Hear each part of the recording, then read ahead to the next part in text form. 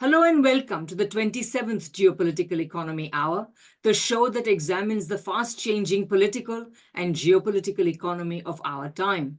I'm Radhika Desai. And I'm Michael Hudson. And working behind the scenes to bring you our show every fortnight are our host, Ben Norton, our videographer, Paul Graham, and our transcriber, Zach Weiser.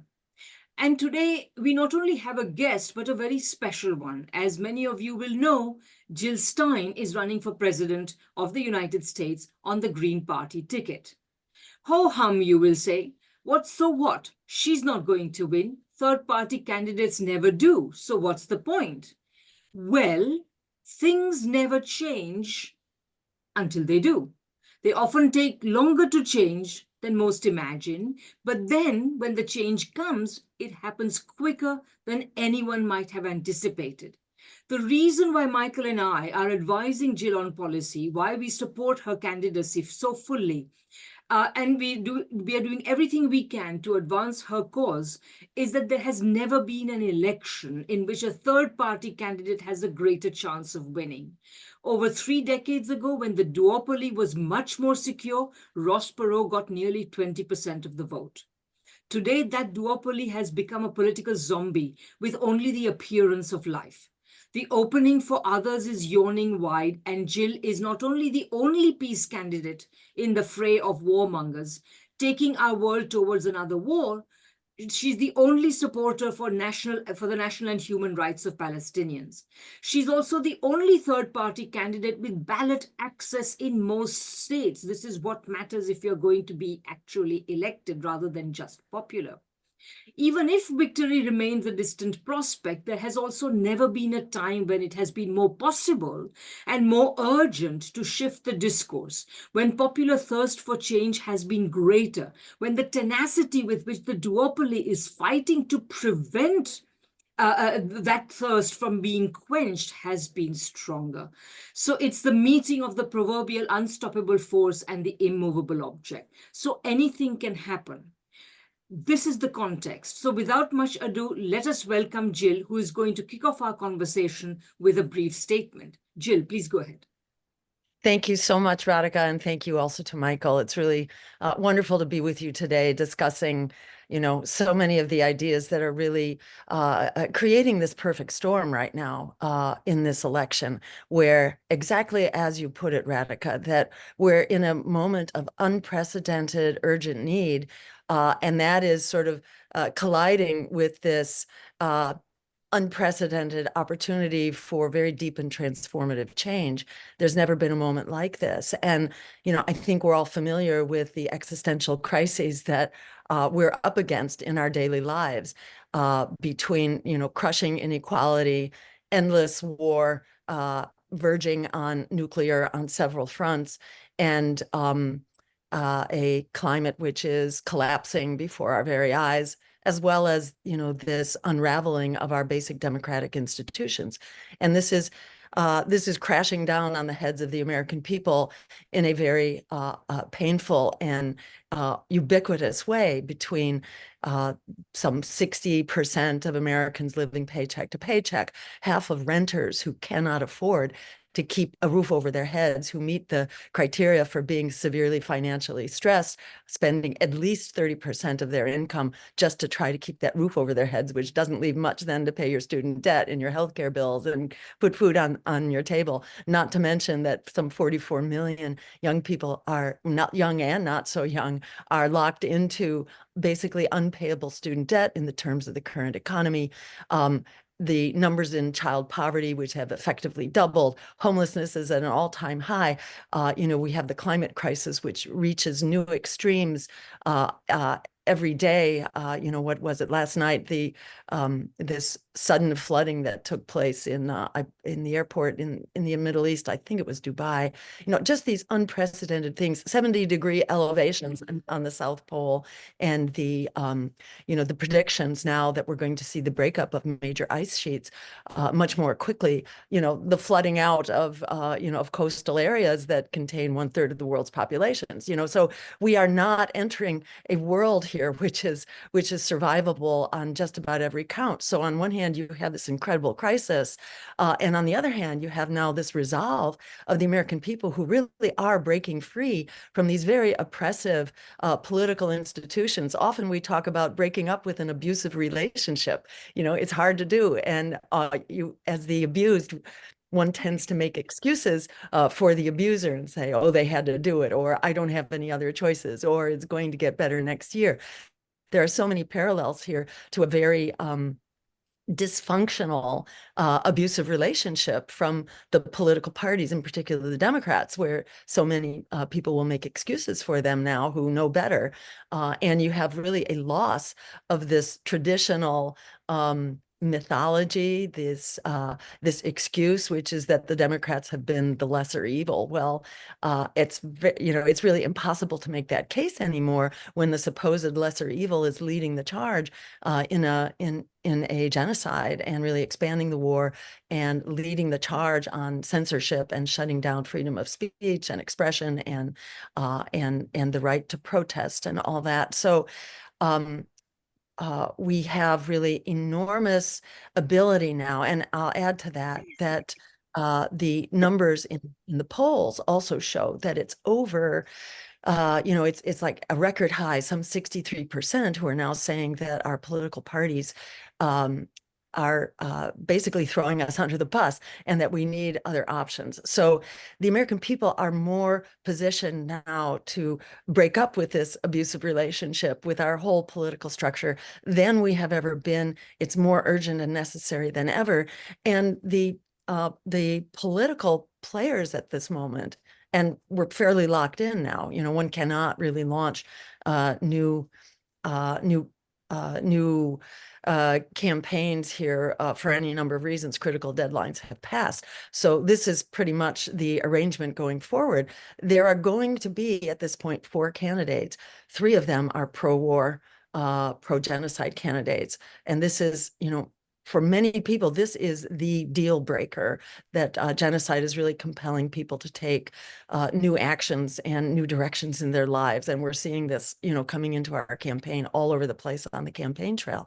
So we have 3 of these pro-genocide candidates, pro-war, and I must say, in fact, actually anti-worker and anti-climate, to look at the record. So you've got those 3 who are essentially representing the forces of Wall Street and the war machine in their various ways. There are differences among them, but they, on the core matters, they align. And then you have our campaign. There are several other candidates who are also people-powered and who have basically a people-powered agenda, but they do not have access to the ballot or experience getting on, and are not in the process of doing that. We are actually on track right now to be on the ballot across the country. We have 75% of the work done behind us. I can elaborate on any of that as we go forward. But the bottom line is that it's going to be 3 splitting the pro-war imperial vote, essentially. And then there will be our campaign, which is provides a unifying platform of solidarity for a variety of issues that are absolutely critical in our lives and which are causing truly existential crises. So we can, be there for really transformative and emergency climate action, for likewise critical action for a more just and sustainable economy, and likewise on the war. We have the one anti-war, anti-genocide platform. And by the way, there's so much the president could do immediately. It's not as though one has to bring all of Congress along. There are solutions that can be implemented on day one, and in fact, even before day one, simply for building a strong force, which then begins to take on a life of its own and actually exert pressure. So a 4-way race, it depends how the numbers fall out, but it is possible in a 4-way race to win the election with as little as 26% of the vote. That is the popular vote. And if the popular vote is won in various states, even a plurality that is less than a majority of the popular vote can then attain the full number of electoral votes in that state. So it's not hard to envision how we get from here to the White House. Less than getting to the White House is also a win, because one has to begin building, and that would be the more typical course of building a party, is to go from some 1.5% in our last race up to perhaps 5 or 6%, at which time very important supports become available by way of matching funds in the next race. A lot of infrastructure development goes forward, and so on. And then, up to perhaps 15%, and so on. There are many paths forward by which we survive, and by which justice prevails, and by which we, the planet also prevails and survives. And if we work together, we can be that unstoppable force. And this is very much what we are experiencing now on the campaign trail. And it's a pleasure to be here today with you two in particular, who have been so very important in helping articulate what the future looks like and what are the concrete plans for us to get there. Thank you so much. Well, what you've described is what's really unique in this election. There have always been third parties before, but you mentioned the polls of what people really want. And the largest poll of all in the United States is that most people are against the war in Palestine. They're against funding not only Israel, but funding Ukraine also. And it's striking that given this public support for anti-war, that you're the only anti-war candidate. And if you look at the funding, you are one of your candidates is the largest single recipient of APAC money in history, $2 million. That's the president, Joe Biden. And what do you have to say about the funding, and whether the candidates who are all pro-war are really running to represent their donor class, or are they running to really represent voters? Well, to get votes, you need television, you need money, and you end up backing the donor class. What can you say about your donors, their donors? Thank you, Michael. Yes, I mean, this is a huge issue. We have the best democracy that money can buy, which is no democracy at all. And as money has become more and more concentrated into the hands of fewer and fewer oligarchs, the super one percenters, this impacts our democracy and the rules of our democracy. In the words of former Supreme Court Justice Louis Brandeis, we have a choice in this country between democracy and vast concentrations of wealth. Unfortunately, we've gone the route of vast concentrations of wealth. So the way that wealth and control exerts power, are manifold. It happens in all kinds of ways. And yes, one of those ways is that our political system and our elections have become such a blatant exercise of oligarchy, by way of determining which candidates have the finances to run, and which can break through the inordinate suppression of political opposition, particularly around the war. And that pro-war money is funneling in through all sorts of routes. And, that includes not only AIPAC, but also the war contractors and the enormous control that they exert, especially over Congress, not only through lobbying and campaign contributions, but also by way of bills that have very carefully distributed jobs, so that people like Bernie Sanders feel like, oh, they can't challenge the war industry because it employs so many people. And that's why our proposal for a Green New Deal, it's not only a transition out of climate destruction, it's also a transition away from the destruction of militarism, because we need to transition many aspects of our economy to ways that are sustainable and just. And I want to just make one more comment. Michael, you made the point about how largest polls show that the American people agree, against war. And I want to invoke also the recent very large poll that took place in New York State by way of their Democratic primary, because it's not widely known. Not only did 12% oppose Biden, who came out to vote, the so-called, uncommitted vote. That's a substantial block. But much bigger than that was the 83% who stayed home, who refused to come out relative to the last presidential primary, which was also settled. That too was a settled Democratic race at that point. The New York primary was very late in 2000, and the Sanders campaign had long since basically faded into the background. So it was a coronation again for Joe Biden, who was already well in power. So the fact that 83% stayed home, it was a 17% turnout. The bottom has absolutely dropped out, and the fact from the Democratic Party, and the fact that you don't even hear this on mainstream media, I think speaks volumes about what what an obituary this fact amounts to for politics as usual. It's really a very open race right now in terms of changing course. Well, it's almost as Sorry. if the real race isn't between Biden and Trump. It's between the three anti-war candidates. And another thing that is not in the news that I know the political managers for RFK before, Dennis Kucinich and his team, they were so appalled by his support of Israel and defense of the genocide that they left his campaign and are now working on your campaign. If we could get the voters to realize to do what his political managers did and leave the other people to go for you, this is a three-way race between the three non-Republican Democratic candidates. I think that's how we really should look at it. Absolutely. Go ahead, Radhika. Yeah, you were earlier saying, before we move too far away from the point that you made about the best democracy money can buy, I just wanted to share this screen.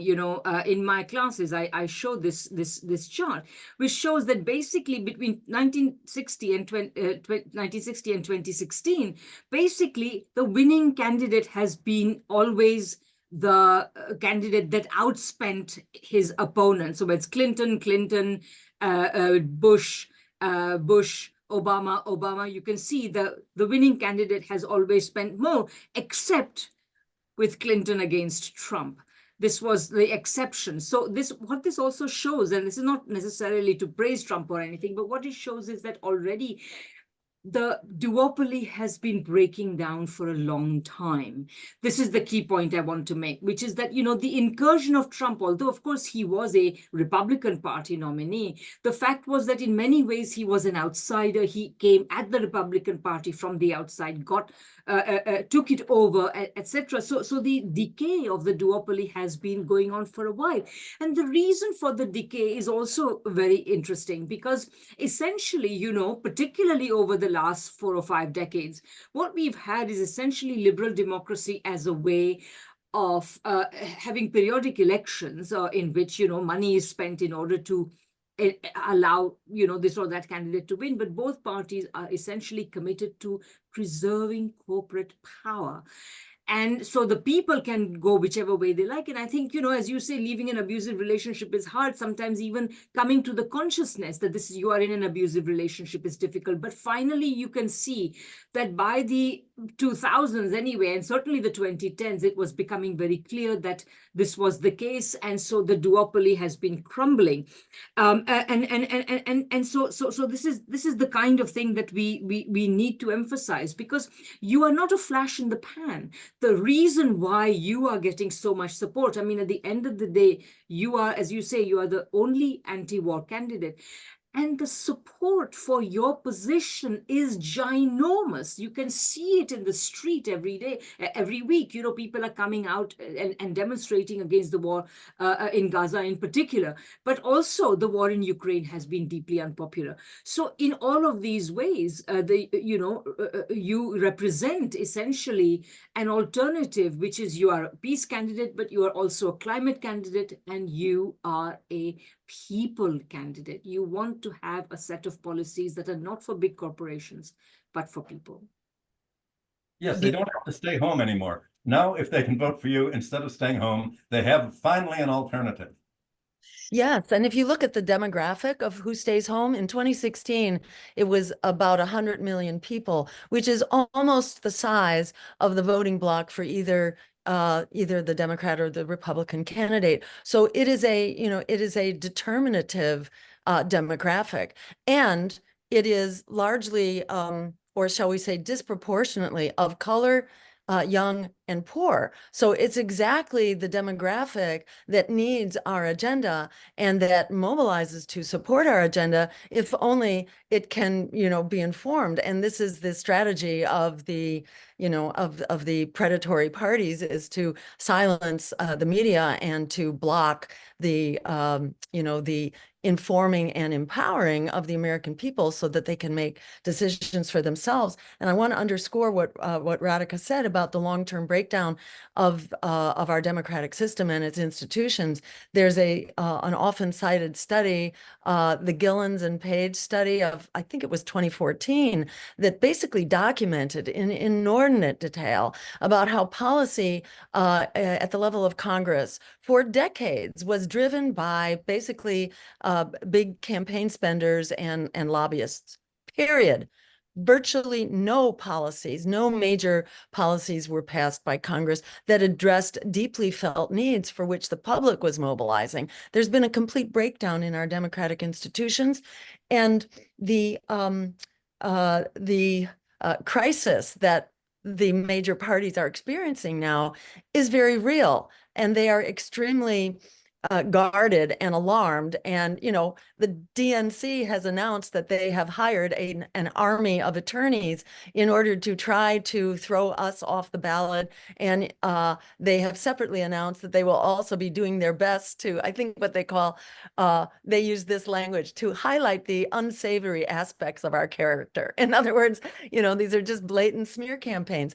And in 2010, I think they really saw the writing on the wall. The results of 2010 were a real shot across the bow. And what happened? Democrats lost 1,000 seats in state legislatures across the country. We saw many legislatures flip from the Democratic to the Republican camp. We saw 64 congressional seats lost by the Democrats. I think it was 13 Senate seats and about the same number of governorships. So it was a huge kind of political swing where the Democrats had the most so-called spoiled election ever in their history. It was truly a spoiled election. Now, what was spoiling that election? It was not the prominence of third-party candidates all across the nation. There were hardly any in 2010 that I'm aware of. What was actually going on, obviously, was that this was the first election following the Wall Street bailouts, following the displacement of millions upon millions of families who were thrown out of their homes so that Congress could, and the White House. It was the Democratic trifecta, which basically threw out working people and working families in order to embrace Wall Street. This was after the campaign of hope and change by Barack Obama. So this just made so real that working people have been thrown under the bus, in many ways, but in many ways really peaking and culminating in the crash of 2008, the Wall Street crash, after which the crooks on Wall Street who sabotaged the economy were richly rewarded. And young students, for example, who were dutifully following, the prescription for leading a good life, had taken out loans and gone to college, and they were thrown out. Homeowners were thrown out. So people are standing up. Democrats, yes, their party is being spoiled, but it's being spoiled by none other than themselves. And they try to invoke third parties here so they don't have to talk about what's really going on. Well, I think to give background to this, it wasn't simply a Wall Street bailout that Obama did. There was a wholesale eviction, primarily of Black and Hispanic families, the victims of the real estate fraud. And when he took power, promising to write down the mortgage debts, home ownership in America was 59%. It's now fallen more drastically than at any time in American history. It's now less than 50%. So by not writing down the junk mortgages to the realistic value and the affordable value, 10% of the American population have lost their homes to Blackstone and to other huge absentee landlords, and they've turned America in just 15 years from a home ownership society into an absentee-owned landlord society. And that has all been under the, primarily under the Democratic administration that's represented Wall Street, but also there's been no discussion of this in the press. That's the media problem. How do you break through the fact that the press finds probably to them your worst and most culpable quality? You talk about the problems that we're having, and if they listen to you and they listen to President Biden say the economy's never been better, he says it's never been better for the 1%, and you're talking about the 99%.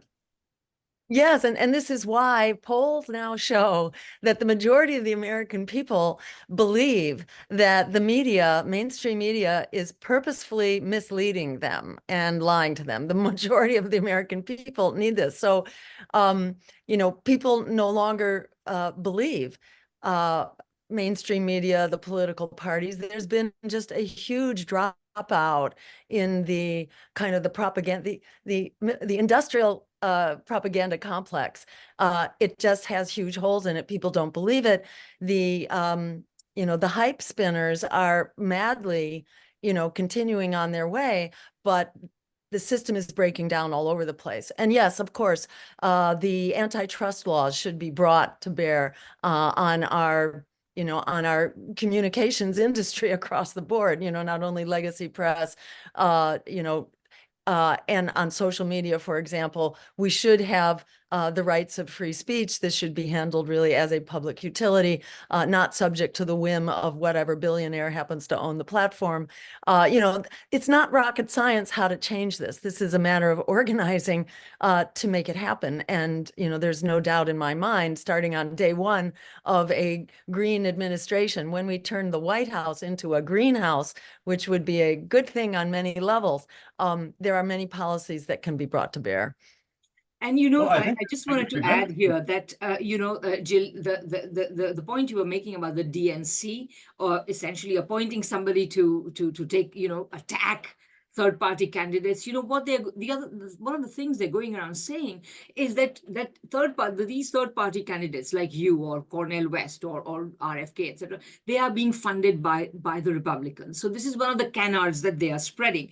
Of course, they can find out about the funding. But the other thing as well is that by calling you a spoiler, they're also missing a point that you were making. You are not a spoiler. The Democrats have already lost the game. People are essentially saying to themselves, since they can't vote for Trump and they will not vote for Biden, they will stay at home. What you are doing is you are giving them somebody to vote for. You are there on the ballot. And that's why it's so critically important for us to get the word out. And on the media, again, you are so right that something has to be done about the decrepit condition of today's media.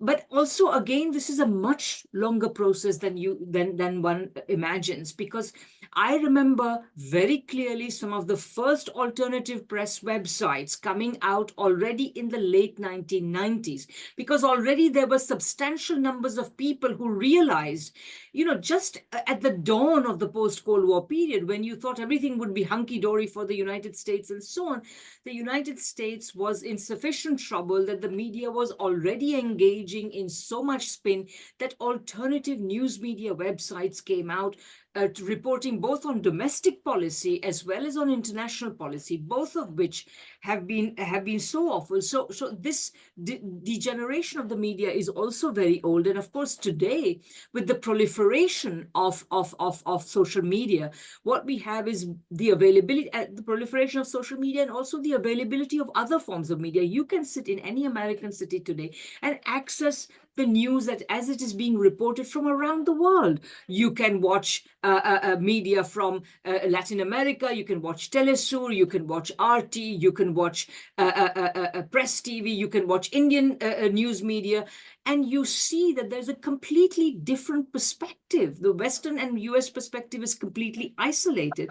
Now, here, finally, a final point one should make is that, of course, antitrust may have its uses, but the real issue is that this kind of social media is actually should be a social utility. The fact that Facebook and Meta and so on are essentially trying to monetize our eyeballs on social media is what's creating a lot of problems. In our society, in the US democracy, people spend a lot of time and money fingering Russia and China as the culprits in terms of, they are affecting the electoral process. No, they are only fingering Russia and China because they do not want to regulate the big privately owned corporate monopolies, which are vitiating the democratic media sphere. They own it, and they are essentially controlling it. And this is what has to be put a stop to. You use the right words. We should have a substantial part of the media, both broadcast and social media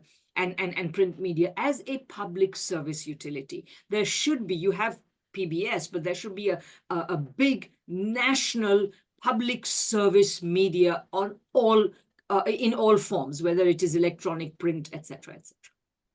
The public media, the public broadcasting is totally pro-war today, and there's an even worse censorship that works against Jill, and that's the censorship of colleges. You heard the Democrats browbeating the president of Harvard for letting there to be demonstrations against the genocide in Gaza, and the Harvard president apologized for letting the students oppose the war there. And the New York Times this week had an article about New York University closing down meetings against the war, and these are your candidates, basically. So you're suffering from the fact that there's this total censorship of any anti-war, and it goes beyond just propaganda. It goes by the deep state, CIA providing talking points to the newspapers. I think you and I talked before about what do you think of the idea of having every candidate report how much money they get from the APAC and other donors, so that the whole country can know if they're getting funds from a foreign country or lobbying for a foreign country. This should be made public knowledge, and the newspapers would have to publish this as something called basic information that everybody has a right to know. What do you think of enforcing something like that? To my mind, that's an absolute no-brainer. Transparency and accountability for political support, who's behind your campaign, is supposed to be the way the system works. It doesn't work that way. Super PACs, for example, can bring in limitless amounts of money via so-called dark money or charitable institutions, which, they can contribute. The super PACs have to report their donors. They have no limits, however, but the contributors to the super PAC can be completely anonymous. So a single billionaire, can be pumping $1 billion into a campaign, and there's no way, to know about that and to know where it's coming. But transparency is not enough. And there are all kinds of holes in that framework, so that requiring things to be transparent, it doesn't do the job. To my mind, number one, APAC should be classified as a foreign agent and not given the right to buy out our elections and our candidates from the get-go. But in addition, we should not have a privately sponsored election system, which is what this amounts to. Private dollars are able to buy out the election system and then the functioning of our representative bodies through their lobbying, as well as the follow-on to their campaign contributions, which come with strings attached, whether they're explicit or just implicit. They are always implicit, which is why a system that allows for example, Democrats and Republicans, they use a system called, or a tool called victory funds. And these victory funds allow a single donor to write a check for over $600,000. It changes year by year, but this is a huge amount of money that can come from a single donor. And then the money gets basically laundered in various ways through the system and comes to the candidate. So or to the DNC. There are huge amounts of money coming from single donors, which gives them enormous influence. So we need to move to a system that does not rely on huge amounts of private money. And that should include from the candidate themselves, because there are also no limits on that money. That's, how Bloomberg, bought his way forward, for example, as a billionaire. I think he spent, more than $1 billion on his own campaign.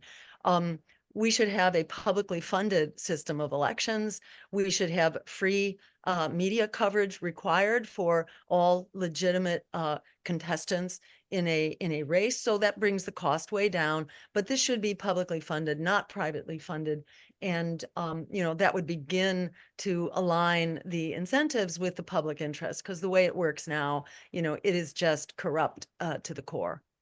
And Well, Jill, what you say also reminds me, like this, there's a larger program that you're running on, which is really so important also to draw attention to, because of course, while we have these obscenely rich people, we will need to have the kind of curbs that you're talking about. But we also have in mind, you also have in mind, you're proposing a type of economy which will not have this kind of obscene wealth inequality, which will not create the sort of a financialized, unproductive economy, which is unable to offer good jobs to people and so on. So, we, Michael and I have been talking about this for a long time in our other shows as well. But what is needed is a root and branch reform of the US economy and also of the US financial system. Because remember, it's not just capitalism that creates inequality.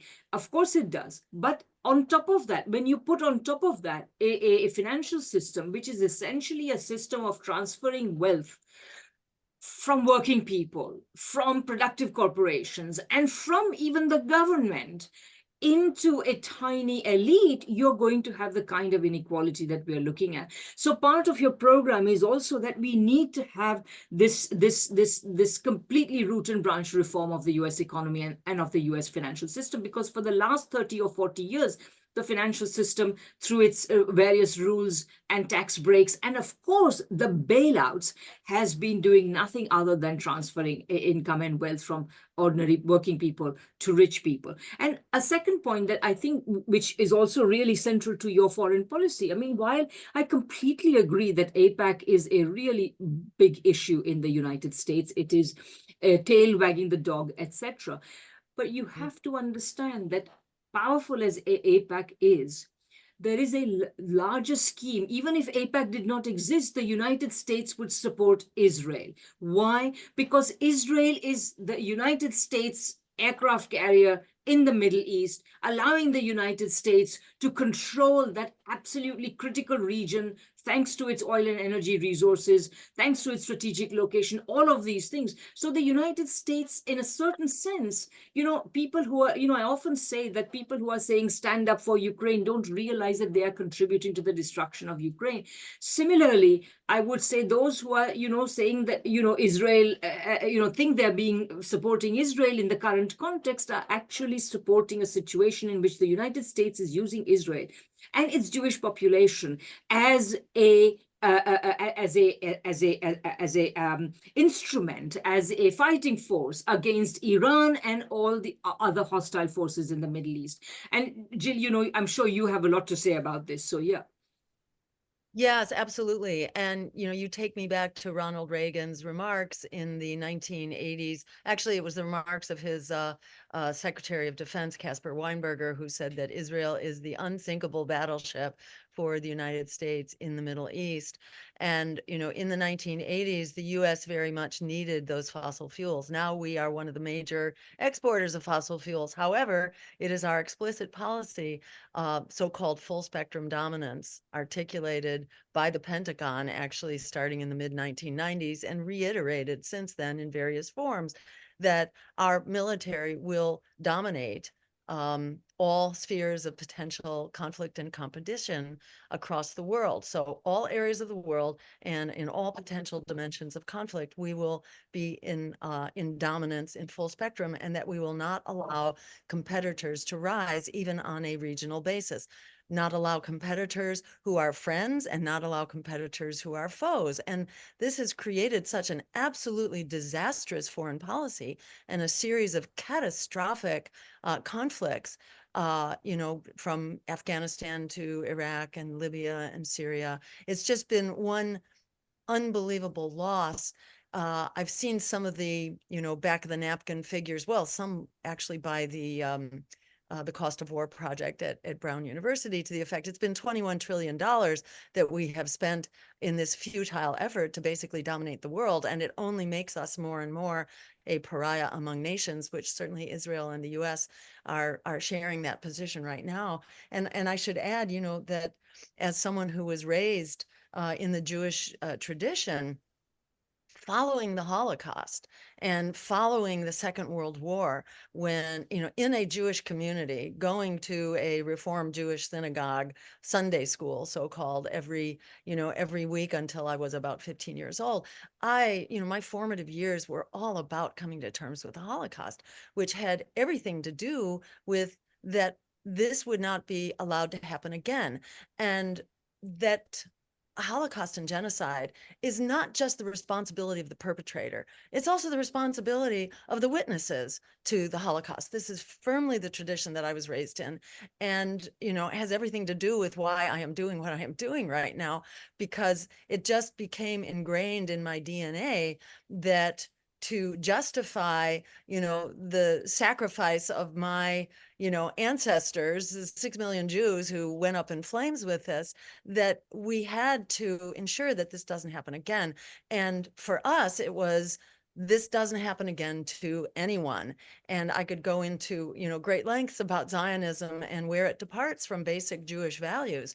But, pertinent to many of the things that we've been talking here about, like the suppression of free speech on campuses, suppression not only of free speech, but our other First Amendment rights as well, which is the right to protest. Campuses, to divert slightly for a moment, campuses are supposed to be the bastions of free speech and debate, especially about things that are important. What is more important than this conflict, which could go global? We basically have a World War I type, pre-World War I type complex situation right now in the Middle East with nuclear weapons thrown into the mix. There is nothing more critical than coming to terms with this. And we already know that the American population, by 68% in one of the initial Reuters polls about this, opposes this conflict and wants an immediate ceasefire and a diplomatic solution.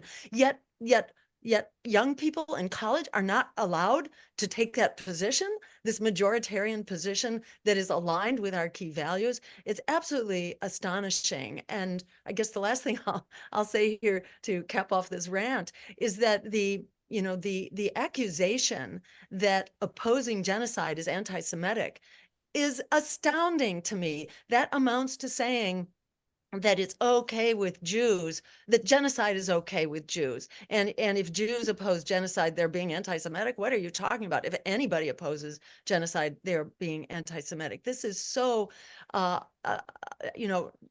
turned on its head. And really, to my mind, this is the most anti-Semitic thing one could possibly say, to imply that opposing genocide is anti-Semitic. Well, Absolutely. one of the problems here is that no matter what you or any of the other candidates do who are elected, the whole policy is being made by the unelected deep state.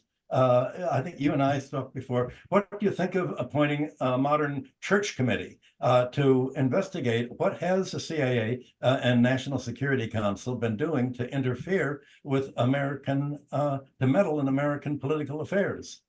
This is absolutely essential. We know that, thanks to the CIA, largely the US has overturned something like 70 sovereign countries.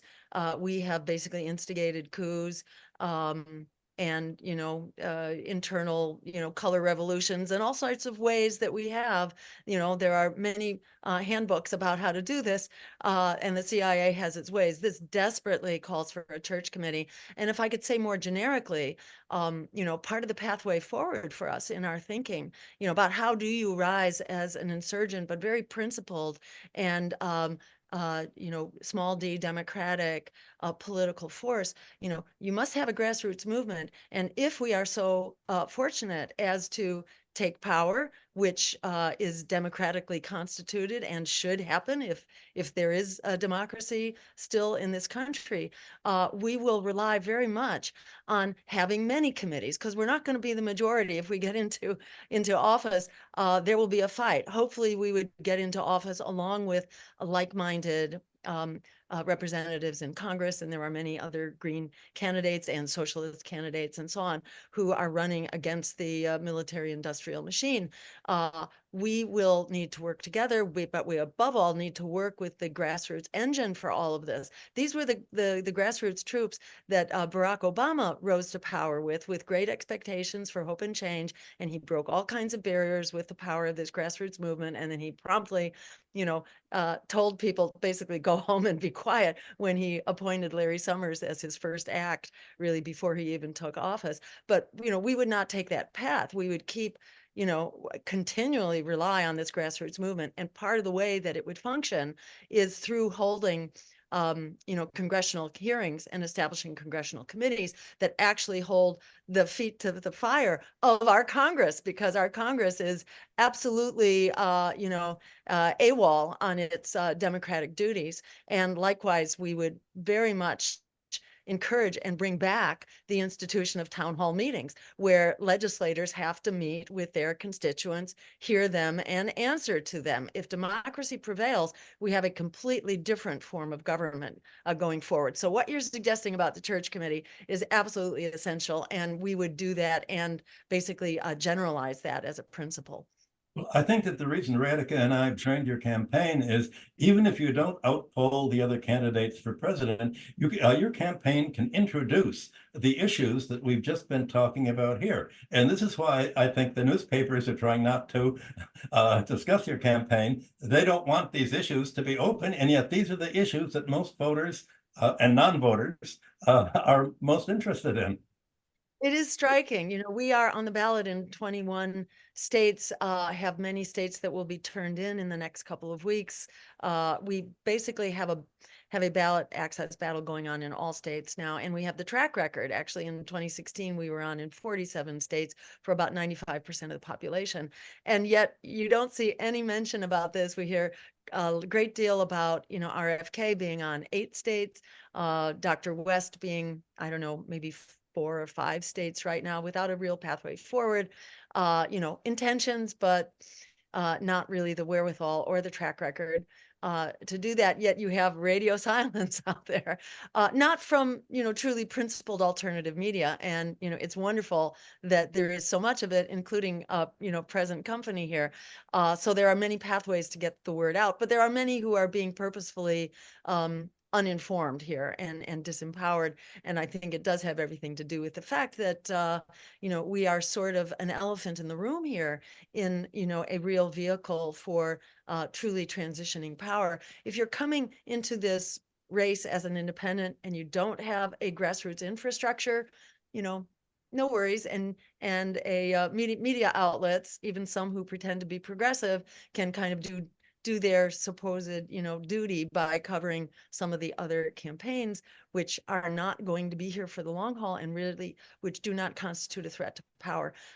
We have 75% of the signatures collected, if you add them up, totally what the burden is, and we are well on our way to getting the rest of them. And by the way, for those who would like to be a part of this uprising for democracy, go to jillstein2024.com. We badly need your support, your participation as a volunteer, and also your financial support, which is really critical to fighting this ballot access battle when the scales are so deeply stilted against the public interest. We need your help, but we are well along the way.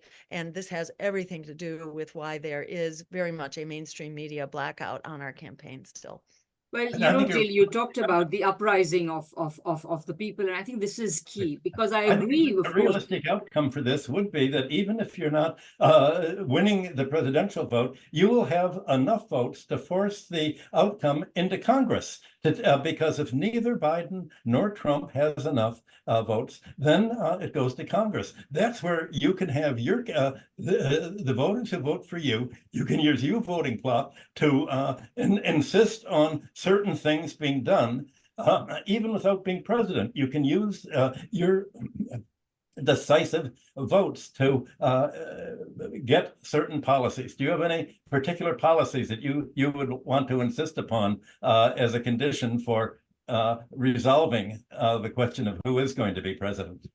Oh, absolutely. There are so many of them, from a Medicare for All system, which is really a motherhood and apple pie policy. It's astounding that it has not been enacted already, and it's a real, statement about where our so-called leadership is coming from and who they are serving, namely the insurance and pharmaceutical industries, that we don't have this because it enhances healthcare, enhances our health, covers everyone head to toe, conception to the grave, expands so that everyone is included. All your care that's currently excluded, like home care, like chronic care, like mental health care, like dental care, eyes, hearing aids, and so on, glasses. It's a wonderful program. Its overhead is reduced from the 33% of the current private system down to 3%, which is the overhead in Medicare. It plugs that money back into actual dollars, so you can actually expand healthcare and make it total and comprehensive at the same time that we save $500 billion every year. So that would be a no-brainer. That's one critical policy. Another one is to back off of these insane wars that are endangering us and impoverishing us as a nation. To insist that there be an end to genocide and ethnic cleansing and occupation in the Israel, Gaza, and Palestine. To insist on compliance with international law in our foreign policy. To abolish student debt, and make public higher education free, which is, kind of among the many false promises that were made by Joe Biden in his last campaign. There are so many things that we could bargain on. And I want to invoke, another possibility for how the vote might divide up, which is that in the popular vote in any given state, one doesn't need a majority in order to get all of the electoral votes. So if we had actually a 26% vote across the country, state by state, that is enough in a four-way race mathematically to actually win all of the delegates. So it's not inconceivable where you have these three pro-war candidates splitting the conventional pro-war, pro-Wall Street vote. If they were splitting it three ways and we become the unifying platform and the unifying vehicle for the anti-war movement, the anti-genocide movement, which is huge, the movement to abolish student debt, which is also huge, to end medical debt, to excuse me, to make housing affordable, which is a huge need impacting so many voters. We have the numbers to actually prevail and to potentially even win the White House. So I think it's really important for people to think big and to envision how we can actually put our system back on course, because we are all at risk. This is not an academic exercise. This is about the nature of our lives and whether we will survive to emerge from this decade, let alone what lies ahead. But the potential for these wars to spin out of control.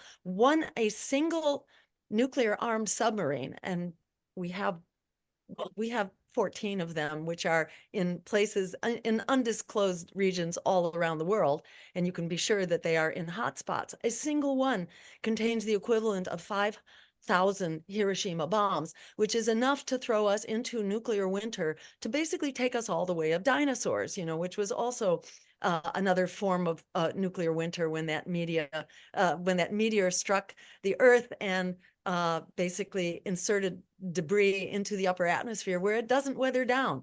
The debris stays there for, many, many years, even decades, so that agricultural production basically doesn't work, and there's mass starvation. These are the risks that are being taken with our lives right now in the way that these wars are being run. Joe Biden said to Israel, after Israel massively violated international law by bombing the Iranian consulate in Syria. This was something that is not done even in wartime. This was a huge provocative act, sort of the ultimate provocative act. Israel did that, and Biden kind of let it go, said basically, oh, don't worry, Israel, we will stand by you. Do whatever you want. He's given the green light to just, unbelievably dangerous foreign policy on the part of the Netanyahu. And now, in the aftermath, when Iran asserted a very limited and targeted response, gave plenty of time to Israel and its allies to defend against that response, and then said, even before it was over, we're done. The situation has been, evened from our point of view. We are no longer, don't consider us a combatant on this issue anymore. And Israel basically then said, no, we are using this as an excuse, basically, to create the war that Israel has been wanting to wage against Iran and trying to drag the US into it. And unlike Ronald Reagan, who was, calling the shots in a relatively informed way, Joe Biden is doing the exact opposite. He's effectively made Bibi Netanyahu the commander-in-chief for the US by saying, you do what you want, however reckless and inflammatory that is, you do what you want, and we will be there to support you. This is an absolute prescription for disaster. And in my view, this underscores the imperative that we remove these warmongers from power, these criminals, these war criminals. They must be removed from power as quickly as possible, because our very lives are in the crosshairs of their extremely reckless, irresponsible, and arguably insane actions.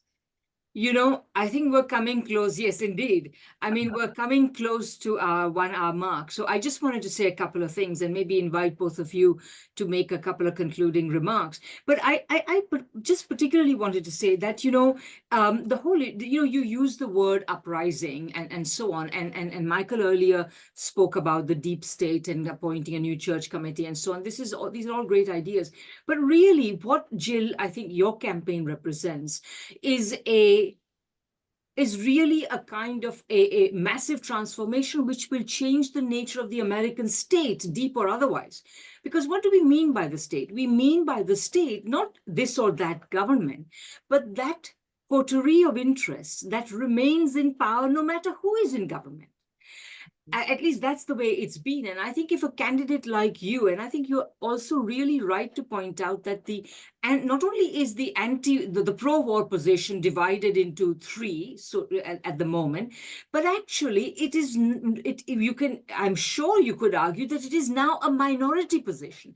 So they will be dividing into three what is already a minority of the votes, whereas you will represent the anti-war position, which represents the majority of the people of the United States. And so in that sense, I think you will bring about a very comprehensive change. It's not going to be easy. It's going to be difficult. It's going to involve a lot of battles and skirmishes with people in power. But remember, the people who are in power are sitting on top of a ramshackle structure. It is rotting from within.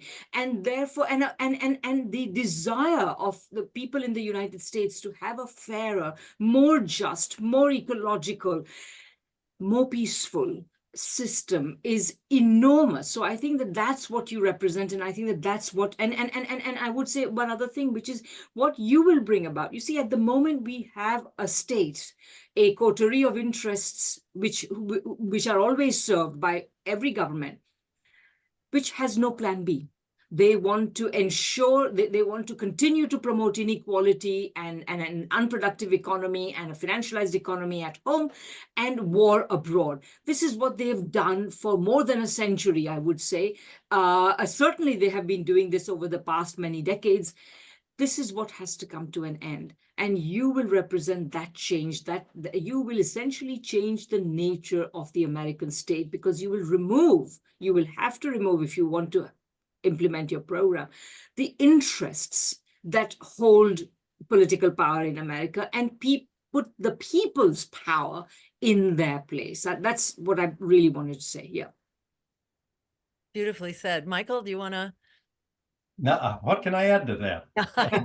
No, Radhika, you've said it. Yeah, exactly. And I'll just, echo that, saying, this is a real moment of reckoning for the American people. I almost feel like I'm playing the role of a therapist in having a public discussion. Now, this is about coming to terms with a very different world from what we thought we had. We are living in a world of empire and oligarchy, and it is ruinous. It's ruinous abroad. It's ruinous at home. Our foreign policy is impoverishing and endangering all of us. This is not survivable. We are all in the crosshairs here. And it feels like there's a very deeply felt conversation that's happening right now. And it is so wonderful to be a part of it, and to see the really the vision and the moral insight that is arising up out of this conversation. And I'm continually being blown away by the insights and the moral fiber of people who are understanding what's happening, and who are really setting everything else aside to seize this moment, this perfect storm, for a major political transition. We are not going to save ourselves here with the window dressing. We really do need a real change in our, in our fundamental economic and financial and so on system, ecological system. Things are changing right now, and we need to manage that change, which brings the best of ourselves, to that management. So we are not surrogates for corporations here, which is what most of our politicians are. They are paid surrogates for their corporate masters. And this machine has no heart, it has no soul, and it really has no brain either. So it is a house of cards that is in the process of falling. It's like being in an airplane and the engines have stopped, and the airplane is beginning to go into a tailspin here. And we're in that moment right now when we can rescue the plane, and we can start up a new motor, or a new flight machine, or whatever it is. You can at least glide it down to a safe landing. Exactly. And people are rising to the occasion now to make this happen. So I really encourage people to be a part of that. And again, to join us at JillStein24.com and consider this the opportunity of a lifetime. And, no pressure, but the future is very much in our hands now, and we are deciding not only what kind of future we will have, but whether we will have a future. So join the team, and know, in the words of Alice Walker, that the biggest way people give up power is by not knowing we have it to start with. We have an enormous amount of power. This is about mobilizing that power for our highest vision of the world that we all deserve and that is within our reach. So let's do it. And I can't thank you, Radhika and Michael, enough for your guidance here for the airplane to help us guide and glide our way forward to a very happy landing and a better world ahead. Thank you so much, Jill. Thank you all for listening. Michael and I will be back, of course, and we hope that Jill will also be back to carry on this discussion further. See you next time. Bye-bye.